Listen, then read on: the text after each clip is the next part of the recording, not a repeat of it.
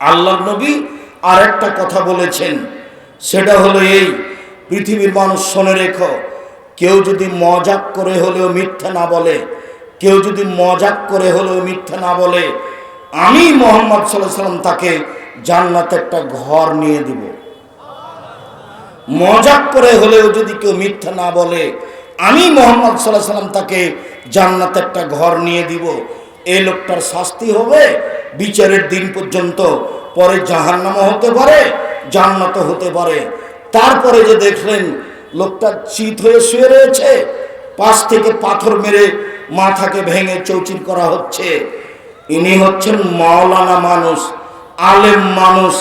ইনি কোরআন হাদিস অনুযায়ী দিনে আমল করেননি, ইনি রাতে কোরআন তেলাওয়াত করেননি, যার জন্য এইভাবে শাস্তি হচ্ছে। মাওলানা বড় বিপদে, মানুষে বুঝে না, মাওলানা জানে না, মাওলানা সাহেব বড় বিপদে। এই ছেলে শুনে রেখো, আলেম ওলামাকে সম্মান করতে হবে, এ কথাই ঠিক। কেন? আল্লাহর নবী বলেছেন ওরা হচ্ছে নবীদের উত্তরাধিকারী, ওরা খুব সম্মানী মানুষ, ওদের সম্মান করতে হবে, এ কথাই ঠিক। তবে আলেম দিয়ে জাহান্নাম উদ্বোধন হবে, এ কথাও ঠিক। মাওলানা সাহেব দিয়ে জাহান্নাম উদ্বোধন হবে, এ কথাও ঠিক। আল্লাহ নবী বলছেন, আমি একবার জিবরাইলের সাথে উপরে যাচ্ছি মেরাজে, যেতে যেতে দেখি অনেক মানুষ ওদের ঠোঁট এবং জিহ্বাকে আগুনের কেঁচি দিয়ে কেটে দেওয়া হচ্ছে। আমি বললাম, জিবরাইল, ইন্না লিল্লাহ, এ কি কথা? এরা কারা যাদের ঠোঁট এবং জিহ্বাকে আগুনের কেঁচি দিয়ে কেটে দেওয়া হচ্ছে? তখন জিবরাইল বলছেন, হাউলাই খুতুবাইল উম্মাতিক, এরা হচ্ছে আপনার উম্মতের বক্তা।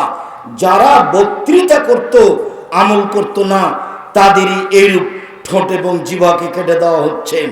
আল্লাহ নবী বলছেন, শোনো, মাওলানা সাহেবকে জাহান্নামে ফেলে দেওয়া হবে, তারপরে তার নাড়ি ভুঁড়ি বের হয়ে যাবে, ঝুলন্ত নাড়ি ভুঁড়ি নিয়ে ঘুরতে থাকবে।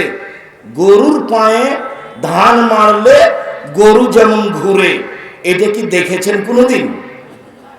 গরুর পায়ে ধান মারলে গরু যেমন ঘুরে, মাওলানা সাহেব তার নাড়ি ভুঁড়ি নিয়ে জাহান্নামে এইভাবে ঘুরবে। জাহান্নামীরা জমা হয়ে বলবে, মালাক, কি খবর হুজুর, আপনি কেন এখানে? আপনি তো আমাদের ভালো কথা বলতেন, মন্দ থেকে নিষেধ করতেন। তখন মাওলানা সাহেব বলবেন, কি করি, নিজে তো ভালো বলেছি, নিজে ভালো করিনি যে। এই কথা মুহাম্মদ সাল্লাল্লাহু আলাইহি সাল্লাম বলেন, হাদিস সব বুখারী মুসলিম। যার মাথাকে পাথর দিয়ে ফাটিয়ে চৌচির করে দেওয়া হচ্ছে, ইনি হচ্ছেন মাওলানা মানুষ। তারপরে যে দেখলেন গর্তের মধ্যে আগুন ধাঁধা ধাঁধা করে জ্বলে উপরে চলে যাচ্ছে, আবার নিচে নামছে, ওর ভিতরে পুরুষ নারী জমা হয়ে আছে, উলঙ্গ হয়ে আছে। এরা হলো ব্যভিচারনী, এরা জেনায় লিপ্ত ছিল, এই জন্য এই শাস্তি হচ্ছে। এই ছেলে শোনো শোনো, আরেকটা কথা শোনো। আল্লাহ নবী বলছেন, একদা জিবরাইল মিকাইল আমার দুই হাত ধরে আমাকে নিয়ে যাচ্ছে, হঠাৎ দেখি অনেক মানুষ ফুলে ফেঁপে উঁচা উঁচা হয়ে আছে, 30 ফুট 40 ফুট 100 ফুট উঁচা উঁচা হয়ে আছে, আর গন্ধে টিকা যায় না।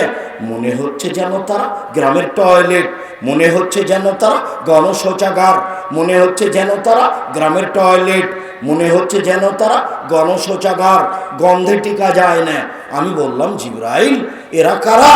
তখন জিবরাইল বললেন, অহমুজনাতা জাওয়ানি, এরা হলো ব্যভিচারনী, এরা হলো ব্যভিচারনী।